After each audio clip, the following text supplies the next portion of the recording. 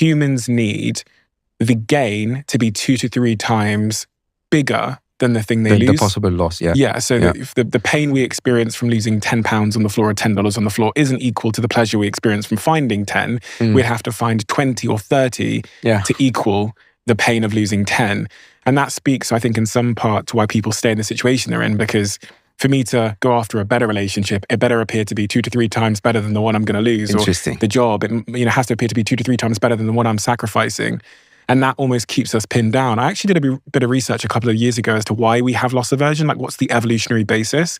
And the best answer I could find was that we come from a background of trading with like other apes and stuff. Yeah. And there's often a risk that the person might not trade back, or so we factor that into the trade. Yeah. We factor in the probability that it won't be an equal trade. Yeah. And life's not an equal trade. We pursue things and we don't get them. And I think that's part of what's holding us in situations that aren't serving us and in the stress you describe. It's surprising though, if you look back at your life and you really take a factual view of the history of your life. Most of the time when you lost something, you opened up a space that allowed something else to walk in, right? This is the truth of life, right? If you lose a job, that's the only time where you're allowed to actually find another job. It's a shame hindsight doesn't have the wisdom of foresight. Because your brain is a survival mechanism.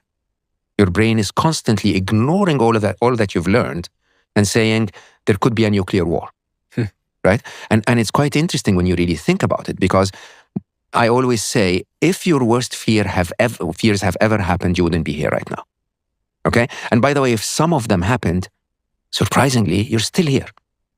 Isn't that interesting, huh? So yes, your worst fear happened and you made it, because you never factor in the reality of how resilient you actually are.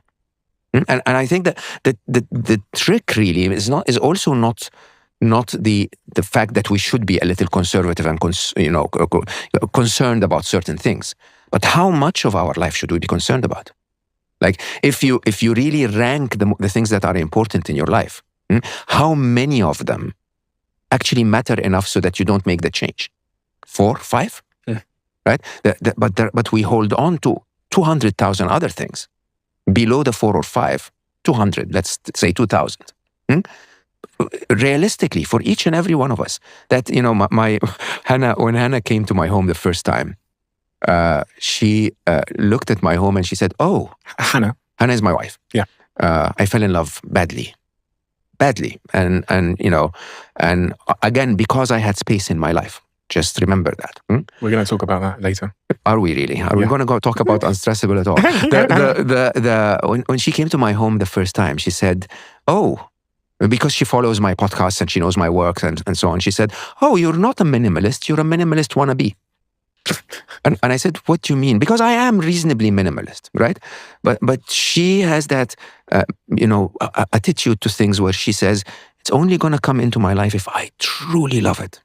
Truly love it." Like, I have 16 types of tea in my cupboard. Some of them I've never tasted, right? She has 2, but she really loves them, right? And I think that's the trick. The trick is when you rank life, you hold on to that, box of Earl Grey that you bought a year ago, and you're like, "Yeah, I'll drink it one day." Will you really? Right? You hold on to that friend that you met when you were 4, and yeah, they changed. You changed, right? But we hold on to those things, and the trick is, can we actually let go of those things? Can we leave the space for other things to come in, or for us to chill and find expansion in our life? Right. So I used to have that attitude of trying every Saturday to throw 10 things away from my home. Okay. Believe it or not, endlessly you can throw 10 things or give away 10 things from your home. Last Saturday I had this beautiful humidifier, just to make the room a little more humid. Okay. And I was like, should I keep it? Should I throw it away? Should I keep it? Should I throw it away? And then I plugged it in and it didn't work. I haven't used it for like a year and a half. And you have to imagine that so many of those things are there.